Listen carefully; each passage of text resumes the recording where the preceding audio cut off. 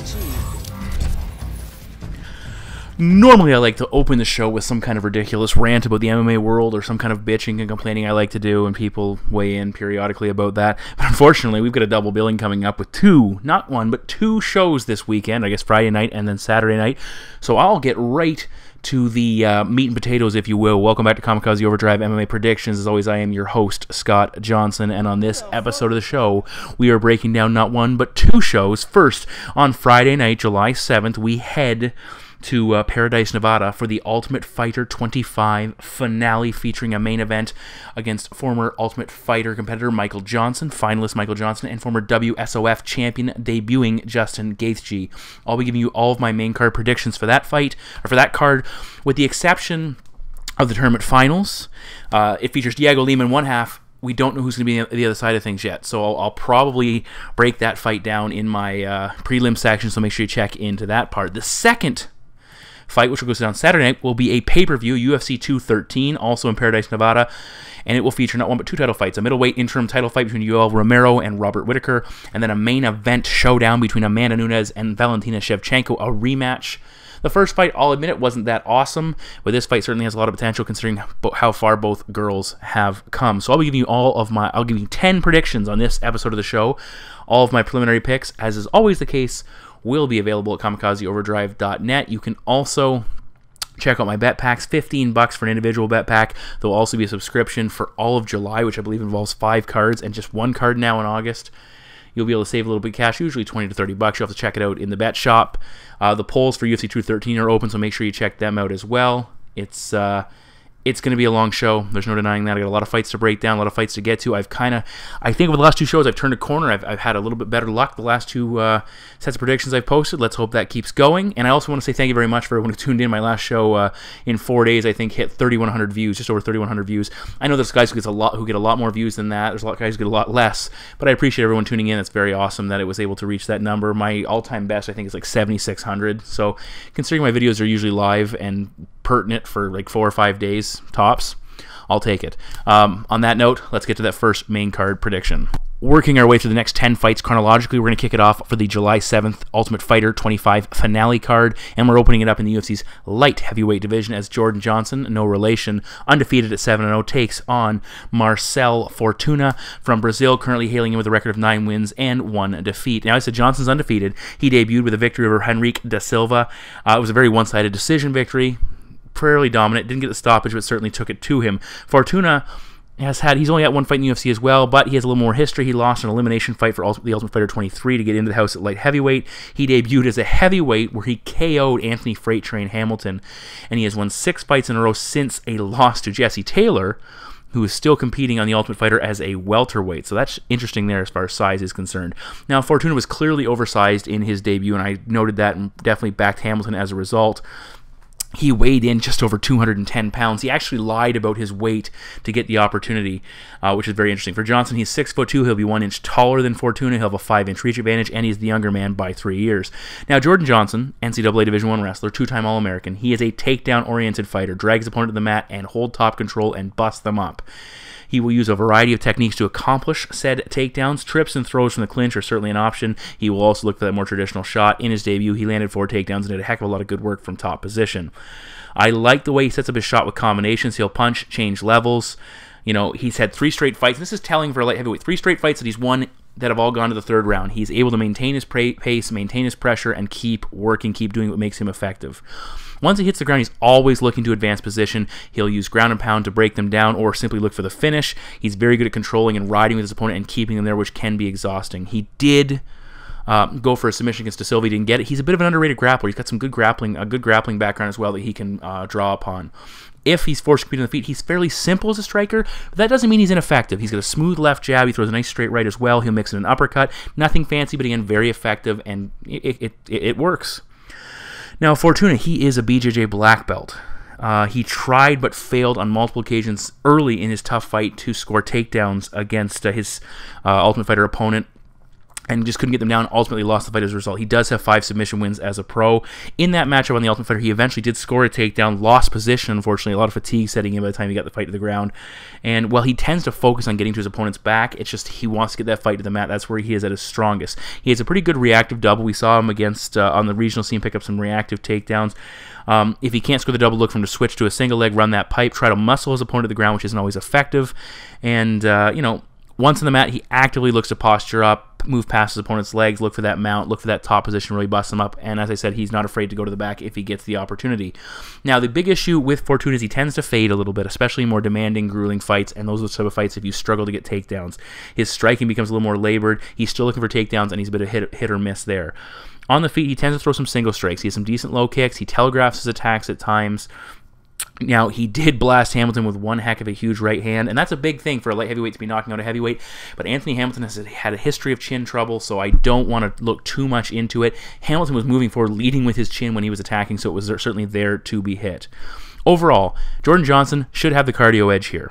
He's the bigger man. He's the younger man. The wrestling will help him to dictate where this fight takes place, whether he wants to work from top position and crush Fortuna or whether he wants to defend and keep this fight standing. Fortuna, he's not going to be able to score takedowns. He will be at the risk of giving up some, and I think Johnson's going to look to strike and clinch early on to maybe wear him down, sap some of that energy from his arms. I think the takedowns could come into effect for Johnson once sweat and exhaustion set in, making the submission possibilities much more limited for Fortuna. And my prediction is Jordan Johnson to defeat Marcel Fortuna by decision. Fight number 2 in the main card takes place in the UFC's middleweight division and features Brad Tavares, 14-4-0, taking on Canada's own Elias, the Spartan, Theodorou, currently hailing in with a record of 14 wins and 1 defeat. Now, Tavares had won 5 fights in a row and was certainly looking to climb that ladder and looking like a fairly solid contender. He then suffered back-to-back losses to Yoel, Romero, and Tim Boetsch, who hasn't lost to Romero recently. 2-3 over his last 5 overall, with a split decision victory over Kyle Magalhaes in his last appearance. Now, for Theodorou, he has won back-to-back fights since suffering the first loss of his career to Thiago Santos, an upset that I picked, and it was just beautiful to see Santos pick him apart the way he did, because that's how I envisioned it. It was a huge upset for Santos. Physically, both guys are 6'1", 1 inch reach advantage for the Canadian, and Theodorou is a year younger than the Hawaiian. Now, looking at Elias first, he averages 3.27 strikes per minute, 1.68 strikes absorbed per minute. That's a pretty good comparison when you look at it there. He uses a lot of movement, lots of kicks to maintain distance, but the big thing is 2 things. A lot of the kicks he throws are framing, limited power overall, and limited connection rate. And we've seen that in a lot of his fights. He's a little bit awkward at times with his strikes. He sometimes needs to set up his offense a little bit better. And as I said, he doesn't always land, and that's a big question mark. It keeps distance. It makes fighters have to be aware that, hey, if I move forward too quickly, I could walk into something, but they're not always connecting. There is some power in Theodorou's right hand. He has a hard left hook as well. He'll throw some good low kicks when they do connect, but as I said, he telegraphs his strikes. And at times he has a tendency to throw some single strikes, which certainly is concerning against a fighter who can put some offense together like Brad Tavares. Now, the other thing with Theodorou, he can use takedowns, and it has been there for him in the past, but he's got away from it a little bit. In his first 3 UFC fights, he landed 8 takedowns overall. Over his last 3 fights, he has picked up just a pair. And, that's telling maybe he's become more confident in striking. Maybe the opportunities just have not been there. Now, for Tavares, he's a Muay Thai striker. He throws very strong, snappy kicks. He'll work in some good knees as well, and I like his use of elbows. He's become a very strong, capable striker. He steps in hard with the left hand. He throws good 2 to 3 punch combinations and really likes, once he commits to something, he likes to go for it. Now, the big concern with the Hawaiian is his chin. He has been knocked out twice, including Tim Boetsch obliterated him in a fight that Tavares was winning. Tim Boetsch knocked him out, brutalized him, one of those comeback wins that Boetsch is famous for. And obviously Robert Whittaker, who's fighting for the title, the interim title in the middleweight division a little bit later on, also knocked him out. So no shame in those 2 losses, but still, it's worth noting. Also worth noting for Tavares, he has landed more takedowns in 5 of his 9 victories than his opponent has, and he's limited to his opponents to 1 or less takedowns in his other 4 fights. So you can see how winning the takedown battle for Brad Tavares is crucial to his success. If he doesn't win it, he's got to shut his opponents out and keep them off the scoreboard. I have been impressed with his takedown defense against Kyle Magalhaes, who tried to take him down a couple of times. He showed some very good takedown defense, good balance, good hips, getting them back, shutting things down, really crushing Magalhaes' attempts to score. When Magalhaes tried to clinch him up and hold him on the cage, we saw some good underhooks used by Tavares to rotate him off that position and put him in a positive position for the American. And that's something in a fight like this I fully expect to see everything utilized. Takedowns, clinch fighting, range striking. We're going to see a little bit of everything in a fight like this. Elias, he has had success outworking fighters in recent fights, guys like Sam Alvey and Mutanche. But keep in mind, those guys aren't known for their offense. Those guys aren't known for their output and really pushing the pace. And that's what we look at here. Tavares, I think, is going to land the more impactful strikes. He's going to land, more crucially, the more frequent strikes. He'll defend any takedowns, and any attempts to fight Theodorou to clinch up, I think we're going to see Tavares have success turning that position in his favor. Now, Elias, he could catch him and score a knockout, because Tavares' chin's a little bit questionable. But again, the guys who are taking him have got some good power. Theodorou hasn't really impressed me there that much recently. I like Elias, but I think this is a stylistic matchup that doesn't work out for him. My prediction is Brad Tavares to defeat Elias Theodorou by decision. Up next, we've got a matchup that you probably want to not miss, because it's going to be awesome. It has the potential to be awesome. Jared, the Killer Gorilla Cannonier, 9 wins, 2 losses, takes on Canada's own Steve, the Boss, Bosse, former hockey enforcer turned professional fighter. He is living the dream, ladies and gentlemen. This is a fight of the night contender, and you look what they've recently done. Cannonier, when he fought Ion Cutelaba, he hulked up at the end of that matchup and just let Cutelaba land strikes and kept walking forward like a boss. And now Steve Bosse, in his matchups, especially against Sean O'Connell, he only moves forward. He only knows how to throw down and look to knock guys out or get knocked out. That makes for must-see TV. Now, Cannonier, he's coming off a pretty tough loss to Glover Teixeira. Spent most of the fight on his back. Overall, he's 2-2 in the UFC. And it's worth noting he fought at heavyweight. We'll get to that in a moment. For Bosse, he has won back-to-back fights over James Tahuna, knocking him out, and Sean O'Connell winning a very entertaining, very fun-to-watch decision. But he hasn't fought in just over a year, so a little bit of ring rust could be a possibility there. Both guys are 5'11".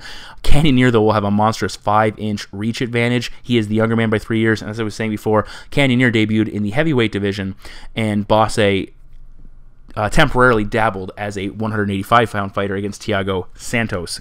That did not work out well for him. Now, for Cannonier, he has a big right hand. He's got some good power. He KO'd Cyril Asker with the big shot. He's got a good left jab. He will counter with his right hand as well as his opponent looks to move forward too aggressively. He's got a pretty good kicking arsenal as well, throwing hard body kicks, will switch stances, power strikes in close, looking to control the position and land with big shots. Look for those uppercuts to try and slip through his opponent's guard. Now, when he fought Cutelaba, he was actually behind early in that matchup. He was under fire early on, getting backed up, didn't find a lot of success until Cutelaba started to wear down.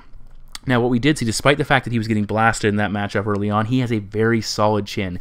He did get knocked out at heavyweight by Sean Jordan, but he was eating some big shots against Cutelaba and just kept sticking around in that fight until eventually he faded and Jared was able to take over that matchup. One of the big concerns for Cannonier so far, and I kind of keyed on that heading into the Glover Teixeira fight, a lot of people were kind of backing Cannonier, and I knew it wasn't going to happen because his takedown defense has been an issue. Glover Teixeira exploited it, and that was something worth noting there, but I don't think against Bosse we're going to see the Canadian looking to shoot, take him down, and grind out top position. That just seems way out of character. And again, if he does, all the power to him. I don't like backing fighters who need to step out of their game plan, out of their comfort zone to win a fight.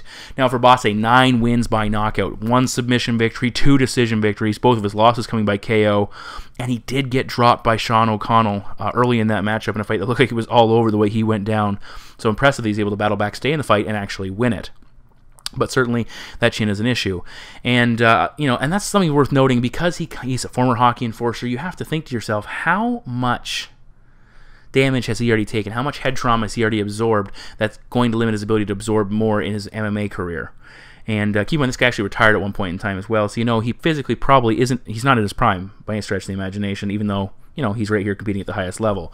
Now, he's a power striker / brawler, throws everything hard, relies primarily on his boxing. He throws a good right hand, left hand as well. He worked that in. Power comes from the right side traditionally. He's got some pretty quick combinations. He'll work some knees in the clinch. He is traditionally fairly hittable, leaves himself open at times, looking to, go for broke, land that offensive outburst, and compromise the defense. Hopefully, he doesn't come back to catch him. He did get knocked out brutally by Santos with a vicious head kick. Just all kinds of violence in that matchup. When you look at Bosse, all of his knockouts have come in the opening round. He has had just 4 fights go outside of the first round, but his record's 3-1. So it's not like he's a gas bag where he's done, but certainly it seems like he is predisposed to winning fights early. For Cannonier, I would say he has the better chin, and the reach is going to be a major factor when 2 guys start swinging those big leather gloves, or the little leather gloves. and Cannonier is able to get his hands connected first. Don't be shocked to see Cannonier, and he's openly admitted it, the Glover to Sheriff fight was a learning experience. He's pretty good on the ground himself as far as his BJJ is concerned. Don't be shocked to see Cannonier learn from that fight, score some takedowns on Bosse, and look to take him out of his comfort zone. I think Cannonier survives the early exchanges, eventually lands something significant, and my prediction is Jared Cannonier to defeat Steve Bosse by fight number 4 in the main card. Sounds like it's a matchup right out of Game of Thrones. It takes place in UFC's lightweight division as Marc the Bone Crusher Diakiese, 12 wins, no losses. The man is undefeated. Takes on the United States Drakkar, Klose, undefeated, 6 wins, no losses, 1 draw. So somebody's O probably has to go, unless we get a draw, of course, or no contest. Either way, as a 2 undefeated fighter squaring off, Diakiese is 3-0 in the UFC with 2 knockout victories. Klose just 1-0, picking up a decision win in his first and only Octagon appearance. For Diakiese, on his career, 6 wins overall by knockout, 1 submission, 5 decision victories, which is always crucial for guys who have a lot of knockouts. Can they still succeed against opponents they can't put away? So it's nice to see that. He has 6 first-round finishes overall. For Klose, 4 knockouts, 3 decision victories on his record as well. 2 in round 1. Those numbers don't look right to me, so please disregard them and do your own research on that. I think I screwed something up. Regardless, we're rolling on. For Diakiese, he is 1 inch taller, he'll have a 3-inch reach advantage, and he's the younger man by 5 years. Now, Klose is an absolute power puncher. Decent combinations, working behind a strong jab. He'll use head fakes at times to draw out his opponent's offense and then look to counter. He used a very clinch-heavy attack against Powell in his last matchup. He's looking to frame, use that elbow, use that forearm to frame, and then, land knees, drive him into the midsection, break off, and land short punches. I really liked what he was doing there. And I like what I saw from Klose. He got in close. He liked to close the distance, throw heavy strikes, close the distance, immediately go to that jab. Sometimes he worked immediately go to that clinch. Sometimes he worked in a jumping knee. And we did see one body lock takedown, which I was hoping to see a little bit more of his groundwork. But either way, it was effective. Punch at range, move forward, clinch up, land some more damage, and then go from there. I don't like at times he gets a bit over-aggressive, looking to run forward and really attack, which can open you up to a guy who's going to sit back and counter-strike. Now, for Diakiese, he is an absolutely dynamic striker. Slick combinations, hard leg kicks. He can counter his opponent when he comes forward, which is something Klose needs to be very mindful of. There's a lot of stance switching in Diakiese's offense. He throws a variety of kicking techniques, which makes him very hard to defend against. When he took out Teemu Packalén in his last matchup, he landed an absolutely massive right hand that just dummied him, which was a lot of fun to watch. Even though I had Packalén, it was a great knockout. Diakiese's exceptionally quick, very aggressive, steps into attack, and then backs up. And that's one big difference. Where Klose likes to close the distance, attack, and then clinch up, Diakiese closes the distance to attack, pushes off, and creates separation, looking to set up his next opportunity. So 2 very different approaches to getting offense off. He tends to be a little bit too amped up at times early in the fight, but as matchups tend to go, and we saw that in a couple of his longer fights, he does calm down. Now, when he fought Frankie Perez, he showcased some of his offensive wrestling, but at the same time, he has struggled with wrestling. Perez put him on his back. Lucas Sajewski put him on his back a couple of times and really had some success early in that matchup before he gassed out due to the short notice appearance. When Diakiese fought Perez, he seemed to slow down. He wasn't nearly as live, if you will, in the later second half of that fight. That could have been because he was calming down and settling in, but also he's a big muscular man. He throws a lot of techniques. He's very aggressive. It can be hard to maintain that. When he does slow down, single strikes. Not nearly as dynamic when he throws, and that's certainly concerning. We have seen snippets of Diakiese being vulnerable to takedowns, and just the pressure overall of Sajewski, put pressure on him, put him against the cage, and really created some issues for him. I think the aggressive forward push of Klose, followed by that clinch attack, close that distance, tie up, keep him on the cage, and work him over is going to create issues for Diakiese. He's going to make his big muscles fill up with blood, make him less effective as a striker, put him behind in the scorecards, and make it harder for him to come back, harder for him to land that knockout blow. I expect to see a few more takedowns from Klose. I believe he's working at the MMA lab. Those guys are going to have him ready for this type of matchup. I think we're going to see him take advantage of Diakiese's questionable takedown defense. He's going to put him on the mat, and my prediction is Drakkar Klose to defeat Marc Diakiese by decision. Oh boy, we are flying along, and we've got an absolute doozy for the main event. It takes place in the UFC's lightweight division as former TUF finalist Michael the Menace Johnson, currently ranked 5th in the division, comes with a record of 18 wins and 11 losses, and he is taking on the debuting former WSOF lightweight champion Justin the Highlight Gaethje, undefeated at 17-0. That is damn impressive. Now, Gaethje, he's debuting as a former WSOF champion. We just saw Marlon Moraes debut against Rafael dos Anjos, and he lost a very close fight. I picked Moraes to win that matchup. I felt he won rounds 1 and 3 and should have won the fight. The judges gave it to Sun Sao. A lot of pressure, especially for fighters who were dominant champions in another organization coming in and facing an opponent right off the bat who's probably better than anybody they've faced. It's a lot of pressure. Step up and perform. We'll see how Gaethje holds up.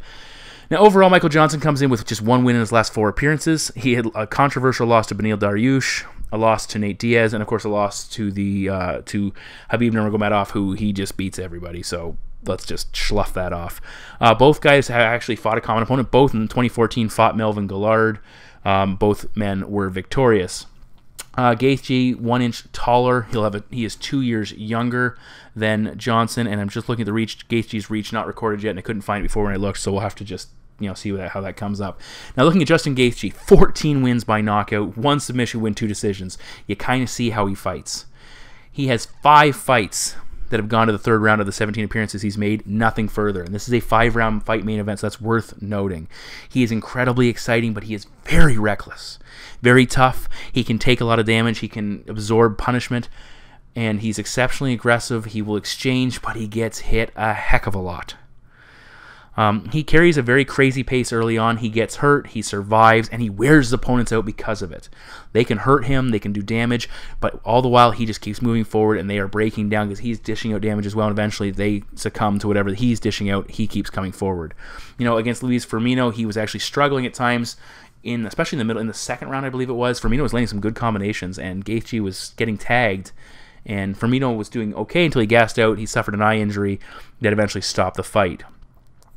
When Gaethje, his offensive weapons consist of, he's got some pretty hard low kicks, he's got power in both hands, but limited head movement. Again, that's the type of guy who wants to wade forward, wade into the fire and see what happens.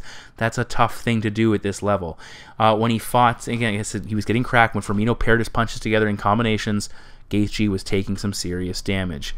Against Luis Palomino, we saw Gaethje land an absolutely massive right hand that knocked him out in the second fight. The second fight was an absolutely devastating right hand, and what he did basically is he shelled up, let Palomino land a couple of shots, and then boom, he came over the top of that right hand and knocked him out.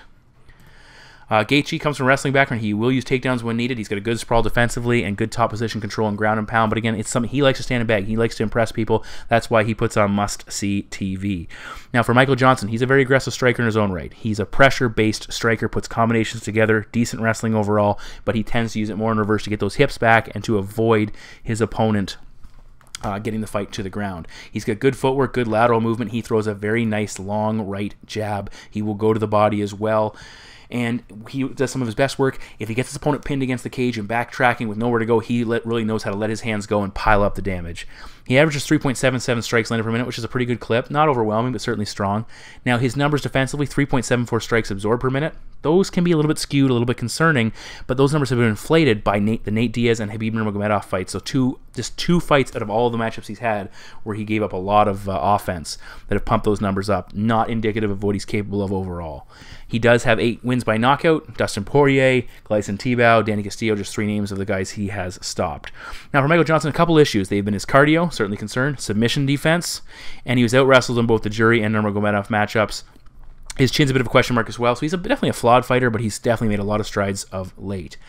When he fought Dariush and Diaz, his output dropped in the second half, and those guys were able to continue carrying that pressure and just putting strikes together, and that really hurt Johnson. The Dariush fight was very questionable. I had Dariush to win, and I don't feel he did win that matchup, but certainly Diaz did take that fight home. Now, for Gaethje, he cannot afford to take too much damage. I don't like that mentality of just that tough man, we'll see what you got, I'll see what I got, and we'll see who comes out on top. You are not going to have success, or at least prolonged success, at this level. He needs in this fight to push Michael Johnson, wear him down, test his chin, but again, don't take too much damage. Johnson, he needs to put his combinations together, take advantage of Gaethje's willingness to get hit, willingness to shell up, and just put his punches together and make 3, 4, 5 shots count where Gaethje's looking for that one big punch. Back Gaethje up, tire him out, and take advantage of the fact that he will slow down.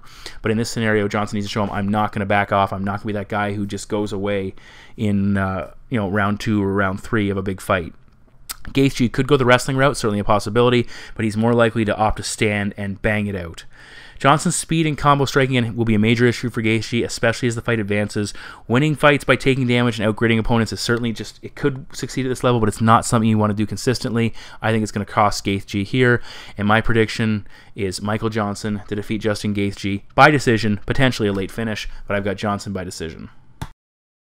Now, as I previously said, if you want my prediction for the Ultimate Fighter final fight, the tournament championship, you'll have to check out the prelim section, because as of right now, we don't know who the second half of that matchup is, and I want to get the prediction show out as quickly as possible.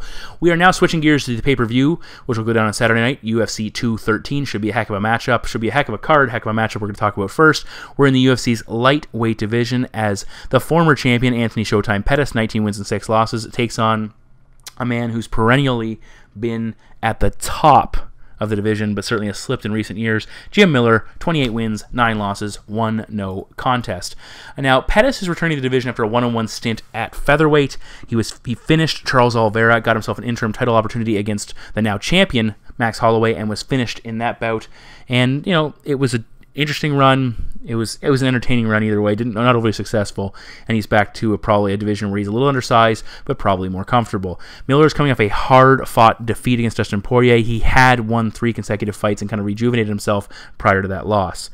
Now, physically, Pettis 2 inches taller. He'll have a 1-inch reach advantage. He is also 4 years younger than New Jersey's Jim Miller. Now, Miller isn't the type of fighter that you want to mess around with on the mat. That's the first thing you want to get out of the way right away. Pettis has a tendency to go to the ground with a lot of guys. Miller is not the type of guy you want to hit the ground with. Miller has a very quick back take, and he's exceptionally aggressive. He will dive on submissions, and he has submitted some talented grapplers in his day. At the same time, though, you know, he has also had some issues with, you know, losing position. If he can't get the submission, he gets put in a bad spot, can't get out of it. His opponent gets on top, they grind up position, and he loses the round as a result. So that's something worth mentioning as well. Miller, he's a decent striker overall. He relied on his power to hurt Lozon on a couple of occasions and really crack him and back him up, but he, you know, some volume issues certainly were concerning there. When he fought Dustin Poirier, he landed some very solid low kicks and was really taking away Poirier's base, and that was an effective tool. He just didn't do enough of it. He will return fire in some exchanges with some decent heat, but he needs to avoid getting outworked. And Poirier had a lot of success outworking him in that matchup. Now for Pettis, he is a third-degree black belt in Taekwondo, BJJ brown belt, very capable striker overall, submission savvy. He's a well-rounded fighter for the most part. He throws a lot of kicks. He has excellent leg dexterity, but he tends to throw a lot of single strikes, a lot of flashy techniques. He needs to do damage with those single strikes because if he can't accumulate enough damage, he's not going to put the volume together to win a decision. He is 1-4 overall in his last 5 fights to go the distance, and that one win was a split decision win over Jeremy Stevens. His style doesn't translate well over longer fights. He tends to be a bit of a front runner. Overall, he's 3-5 on the scorecards, so you see what I'm talking about. Pettis, he's had issues with gritty fights, needs time to attack, needs time to set up his offense and let it go to work. You know, Gilbert Melendez mauled him early on before he caught a submission. Dos Anjos obviously took the title away from him in a similar performance that just didn't end in a finish. Eddie Alvarez, a fight I correctly predicted with Alvarez upsetting him, outworked him for 3 rounds, and Holloway just, you know, blitzed him and eventually put him down. So you see those type of fights where Pettis cannot get himself in his groove, and he's just, it can be a slog.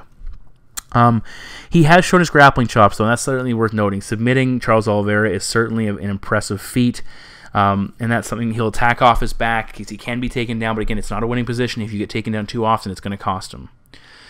When I look at Jim Miller here, he has to be careful of catching a massive head or body kick because Pettis can finish you. That's no question about it. Pettis has a lot of snap on his kicks. He's got some pop on his punches. But overall, Jim Miller, he needs to be gritty. He needs to pressure Pettis, back him up, jam him up against the cage, close that distance, and shut down those kicks. Look for Miller. I think he's going to use takedowns in this fight. We're going to see him land some takedowns like he did against Thiago Alves and put Pettis on the ground. I wonder how much the cut to 145 pounds might have taken some of the fight out of Anthony Pettis. You know, Miller has looked much better of late, even though he lost a very competitive fight in his last matchup. You know, Miller has the skills to replicate that brawling, gritty style where he mixes in wrestling that some of the guys have troubled Anthony Pettis with. Pettis might need to finish this fight to win it. It's not impossible. It's not going to be easy against Jim Miller. It's a tough out, but my prediction is a bit of an upset here. Jim Miller defeats Anthony Pettis by decision. We now head to the UFC's heavyweight division, and in a bout that is going to be significant as far as the title picture is concerned going forward. It will feature the former champion and #1 ranked Fabricio by Cavallo Werdum, 21 wins, 6 losses, and 1 draw, taking on the former Strikeforce and Dream heavyweight champion and former title challenger in the UFC, the third ranked Alistair the Ream. Overeem currently holding a record of 42 wins, 15 losses, and 1 no contest. Now, this is the third time these two gentlemen have scrapped it out. Werdum won the initial bout back in Pride in 2006, catching a Kimura off his back. Overeem picked up a victory, relatively uneventful victory, in the Strikeforce Grand Prix quarterfinals. It took place back in 2011, a decision, as I think I mentioned. Werdum has won 6 in a row and 7 of 8 since that fight, including winning the title and then losing the title. Overeem picked up a very crucial victory over Brock Lesnar in his UFC debut in the fight following the Werdum matchup, but has got 1 and 3 since, but he has won 5 of his last 6, including that title fight defeat. Now, this is a huge fight for both men. Both men are claiming once they win this matchup, they will get their opportunity to rematch the champion, Stipe Miocic. Overeem is coming to this fight as well. It's worth noting he survived the post-title fight letdown, a fight he lost to Marc Hunt. I backed Hunt based on the post-title fight scenario, but Overeem picked up a very impressive stoppage victory. Both men are 6'4", 3-inch reach advantage for Overeem. He is also the younger man by 3 years. Now, a lot of people felt Werdum was getting the better of Overeem in his last matchup. I was one of them. But he got a little bit tired, and he just was too willing to forego the striking exchanges that I thought he was winning to flop to his butt, let Overeem get a superior position, just standing over him, landing strikes, and he lost the decision as a result. Now, Overeem overall has been using a much more strategic-centered attack, more calculated. You know, he's been doing a better job of limiting his opponent's offense, cutting down on their opportunities to tag his chin, conserving his cardio, and still doing damage and winning fights. He tends to be a lot harder to hit nowadays. His hands up, you know, to catch punches, which is still, it's a good technique to use to really parry guys if they can't get those punches through. He does get in trouble a little bit when his opponents back him up against the cage. We saw Arlovsky try and tee off on him, which was a fight I had a lot of money riding on because I think I went undefeated leading up to that matchup, and I had Overeem. It was really tense early on. Stipe had success against him in that position as well, and so did Roy Nelson, almost knocking him out. But on the flip side, we did see Overeem have a heck of a lot of success in the clinch, busting up Marc Hunt and eventually finishing him in close quarters. He did the same thing as Brock Lesnar with knees to the midsection, so he's very dangerous once he gets his big old hands on you. He has power in almost anything he throws. He knocked out Arlovsky, he knocked out Marc Hunt, he knocked out Junior Dos Santos. He dropped Stipe in the early action of that matchup. So the guy has the type of power that if he connects with something, you could be in trouble quickly. He's also capable on the mat, but again, it's a fight. In this fight, he wants to stay away from that area against Fabricio. There's no question about it. Do not expect to see Overeem looking to shoot takedowns unless he's knocked partially stupid. Now, Werdum on his own part, he's not a big takedown threat. He's one of the most talented BJJ players in the game today, but he is not a big takedown threat. If the fight hits the mat, though, look out. He is dangerous in all areas. He can catch a sub off his back. Probably, again, doesn't want Overeem on top, landing ground and pound. But again, he probably wouldn't shy away from it. It's just a position you don't want to be in if you can't actually hook up that submission. Now, especially when he fought Overeem in his last 2 fights, he was considered largely a grappler. But he has really rounded out his striking, which has been a part of his significant push towards winning the title, holding the title, and being a top contender. Against Travis Browne, which was kind of his coming out party, he landed 84 significant strikes, 96 in the win over Kane, 121 in his second victory over Travis Browne. In the first victory. And 91 against Roy Nelson. So that's very impressive numbers for Werdum. He threw that flying side kick to the face of Browne on the fight, which was just incredible. He threw a cartwheel kick again, and he's not afraid to throw different techniques, high-risk maneuvers, because he knows that if the fight hits the mat because he makes a mistake, he is more than capable of holding his own there and will invite opportunities, just as Fedor Emelianenko. Now, looking again at Werdum, he has some pretty good power in his right hand, good low kicks, push kick in the middle, and he can do some damage in the clinch as well. But again, I don't know if that's a position you want to be messing around with Alistair Overeem based on his physical strength and size. I don't like the way Fabricio moves forward too aggressively. He walked into the knockout against Stipe despite the fact that Stipe kind of tagged him once and was kind of like, hey, back off, fella, and he just kept coming forward and got cracked again. You know, he was landing on Browne in quick flurries, but again, he benefited from Browne's lack of activity. Browne kind of hurt his hand early in that matchup and was going forward kind of uncontested, and that's something you got to be very careful against Alistair Overeem with. I just think Werdum's offense or defense is just a little bit too loose. His hands are down, he pushes forward aggressively, and while he might have a cardio edge, especially aggressive if he pushes the pace early, I think it's going to get him in some trouble. Overeem can be a little bit too tentative at times, but he needs to maintain that strong defensive front, counter Werdum as he comes forward. I think we see Alistair catch a big shot, land, knock out Fabricio Werdum, And my prediction is Alistair Overeem to defeat Fabricio Werdum by knockout. Remaining in the heavyweight division, we have a far less significant fight coming out next. It'll still be a heck of a lot of fun. The 15th ranked Daniel Omielanczuk out of Poland, 19 wins, 7 losses, and 1 draw, 1 no contest, takes on Curtis Razor Blaydes with a record, I believe, 7 wins, 1 loss, and I believe he has a no contest on his record as well. Now, Omielanczuk is coming off a split decision defeat against Timothy Johnson after his first career stoppage loss where he was submitted by Stefan Struve. Overall inside the octagon, he is 4-4. Now, Blaydes lost his debut to fellow rising prospect Francis Ngannou on the cusp of an opportunity to fight for the title, so no shame in that defeat. He had a TKO victory over Cody East in his first official UFC win, and then had a dominant win over Adam Milstead, but it was overturned for a positive marijuana test, which was very unfortunate. Now, for Omielanczuk, he is a durable veteran, but he's taking on a prospect who really appears to be getting his feet underneath of him and starting to make some waves, as many people expected him to do when he came to the UFC. Omielanczuk, I said he's durable, but again, he did get submitted by Stefan Struve, and he's the type of guy where he just hangs around. His striking exchange rate is even. He relies on he has his ability to get those lower level guys out of there, but again, against the higher level guys, the numbers tend to even out. Again, not overly impressive. Even striking exchange rate, identical strikes absorbed versus strikes landed. He averages less than 1 takedown per fight, so you really wonder, how does he win matchups where he's not able to get the finish? He does have some power. He knocked out De La Rocha with a nice left hand. He landed a nice left hand early to hurt him. Actually finished him with a right hook in that matchup. He throws a pretty good straight right counter, and he's got a pretty good kicking arsenal. Look for him to throw head kicks, low kicks. He'll step with a knee to the body as well. At times, he will swing a little bit wild, and he can be outworked simply because he's not economical with his offense. He comes from a judo background, so he can work in the clinch. He'll land some nice short punches on the break. He'll land some clinches or some knees in that position as well. And especially if his opponent tries too long to hang on for a takedown opportunity, he'll kind of position himself where he can put some knees in there. But that's kind of where the good stuff ends. That clinch position can be deadly for him. Against Daniel in one of his after the first fight, first round, he looked very tired in a fight he probably should have won with ease. He looked very tired and spent most of the fight just kind of pushing his opponent, who was also tired, into the cage. He's also had significant takedown defense issues. Rochalt took him down with ease multiple times. Anthony Hamilton smothered him on the mat on multiple occasions. 6 takedowns overall in that fight, and kept Omielanczuk smothered on his back. He has given up a takedown in 5 of his last 7 fights, and 4 of those matchups involved multiple takedowns given up. And in the heavyweight division, a lot of times with a big man on top, you get taken down once, that's probably it for the round. You're either getting stopped or you're getting helped up by the bell. Now, Blaydes, you can probably see where I'm going with this. Blaydes comes from a very strong collegiate wrestling background, and he has shown he knows how to use those skills in the cage. Well, Francis Ngannou defended the shots. His last 2 opponents were completely unable to. He landed 13 takedowns over his last 2 fights. And keep in mind, both those fights ended early, so those 13 takedowns were comprised in a little bit under 4 total rounds. He landed 8 against Adam Milstead, and that was pretty impressive. He just dominated him. Eventually, he blew his knee out, dragging him to the ground just with such ferocity. Look for Blaydes to land a beautifully powerful double leg, just drive through his opponents. He moves very quickly and very well for a big man, and he's difficult to shut down once he gets in on your hips. Brutal ground and pound, good control, really knows how to ride his opponents, hard to shake off, and just works away and breaks them down.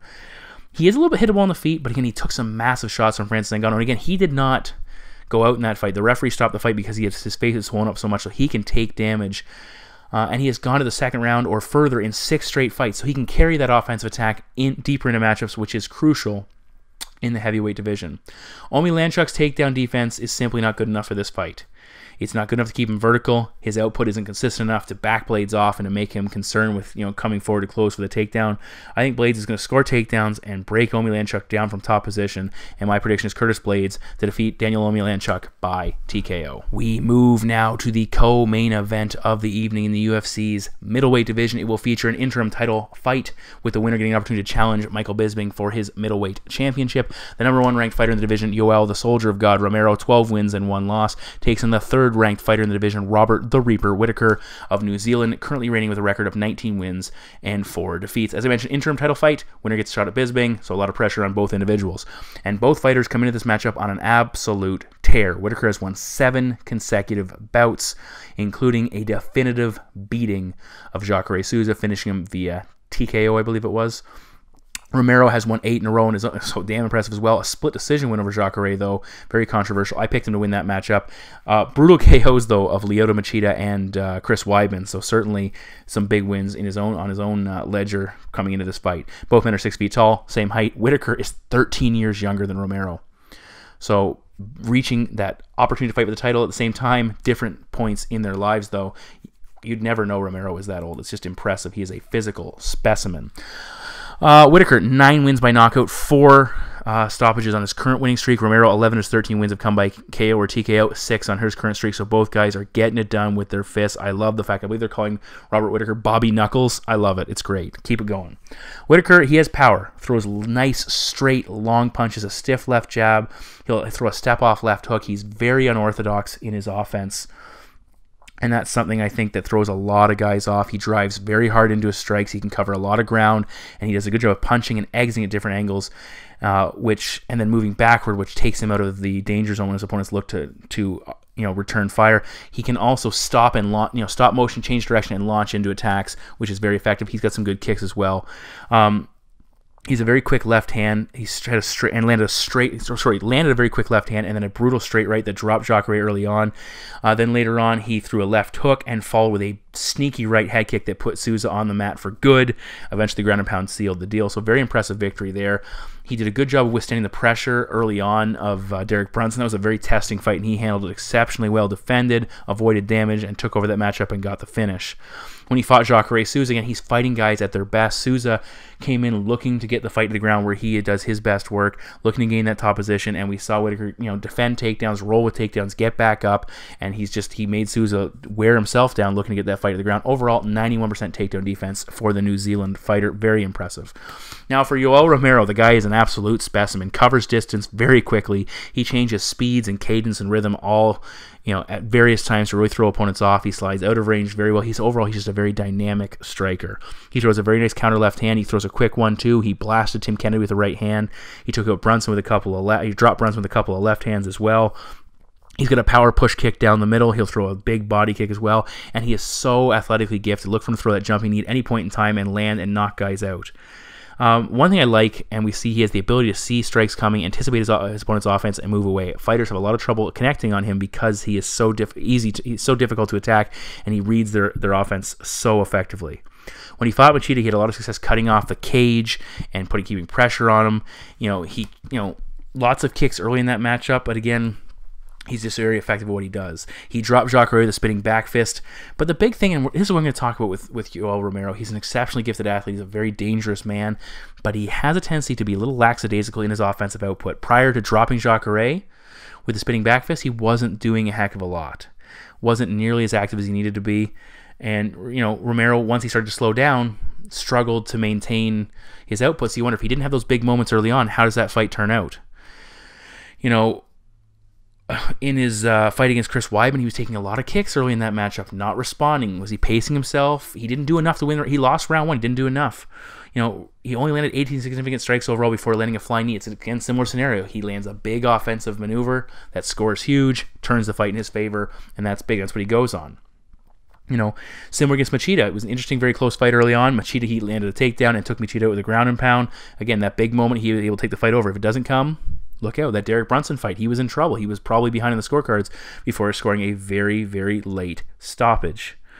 Now, he could look to use his wrestling against Robert Whittaker, but if he doesn't get him early, he could struggle to close that distance once he's tired, because Whittaker is so quick on his feet and so elusive. Romero's cardio is a question mark, especially with Whittaker's pace. His chin is also far from perfect. We've seen him wobbled and hurt. Tim Kennedy hurt him, obviously, way back in the day in Strikeforce. The only loss in his record, Rafael Cavalcante knocked him out in a fight I predicted wrong. I had Romero to win that matchup. That was at light heavyweight, keep in mind. Romero, I think, needs a stoppage here. He's too passive, waiting for big moments. If it doesn't come, he's going to fall behind. This is a 5-round fight as well. Keep that in mind. Whittaker, I think he's going to take advantage of Romero's patience. He's either going to hurt him early, catching him during an exchange and using that pressure and backing him up, or he's going to take him out after he slows down. But my prediction is Robert Bobby Knuckles Whittaker to defeat Yoel Romero by knockout. Thank you very much for sticking with me. We are finally at the last bout last prediction on this podcast. It will take place in the women's bantamweight division, the main event of UFC 213, a rematch as the champion Amanda, the Lioness Nunes, 14 wins and 4 defeats, takes on the challenger, the number 1 ranked Valentina Bullet Shevchenko, hailing from Kurdistan, with a record of 14 wins and 2 defeats. Now, the first time these two ladies met, it was back at UFC 196 just over a year ago. Neither one of them had the titles. The belt was not on the line. Nunes went on to win that matchup by decision, which we'll talk about momentarily. Since that fight, Nunes has gone on to pick up 2 very impressive victories, taking out Miesha Tate and Ronda Rousey, both by knockout, both in the opening round. I had the Tate one wrong. I had Tate to win that matchup. I did have her to knock out Ronda Rousey, though. Shevchenko, since that matchup, also 2 very impressive matchups, victories, a decision win over former champion Holly Holm, and a submission win over Juliana Pena, which got her this opportunity. Physically, Nunes 3 inches taller, 2 inch reach advantage. They are the same age. Now, in that first matchup, it was a bit of a tentative start, and it was only a 3-round matchup. Keep that in mind. Tentative start, both girls feeling each other out. Nunes throwing some kicks, not landing, no setup early on, not doing a heck of a lot. They came together at one point. Nunes landed a clinch takedown, got on top position, probably the biggest moment of the round. She was a little more active with her striking, won the round as a result. Round 2, a little bit more active. Nunes scored another takedown, got strikes from top position, actually had Shevchenko in a lot of trouble, the most definitive and dominant round in favor of Nunes in that matchup, and Nunes had a lot of success once she passed Shevchenko's guard and got into half guard.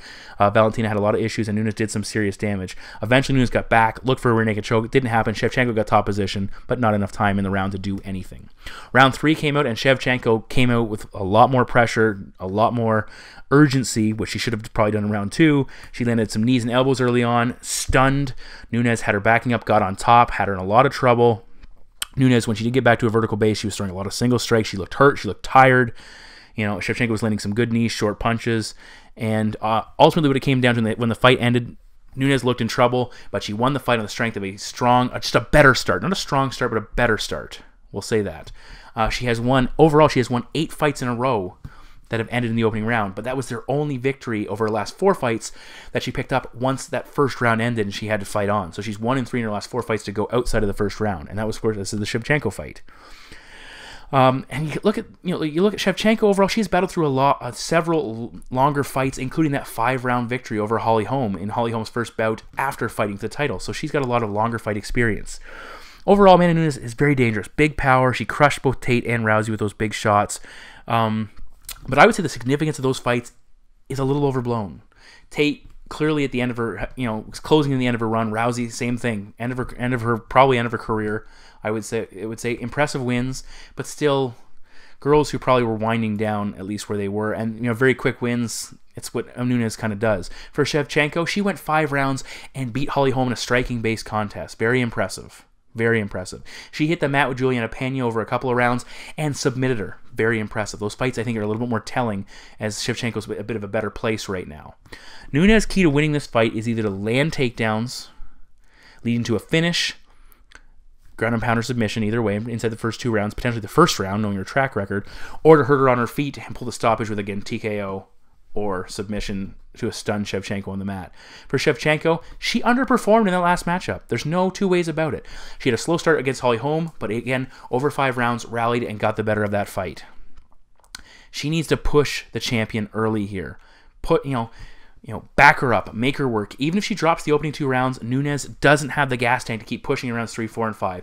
It's not advisable for Shevchenko to fall behind over the first 2 rounds.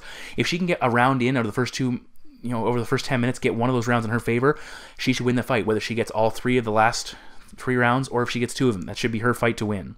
Shevchenko is very strong in the clinch. She's improving on the ground, and that has to be a concern for Nunes, especially if she can't get the fight to those positions, or if she gets there and Shevchenko kind of shucks her off or shows, hey, I'm not the same girl I was when you fought me last time.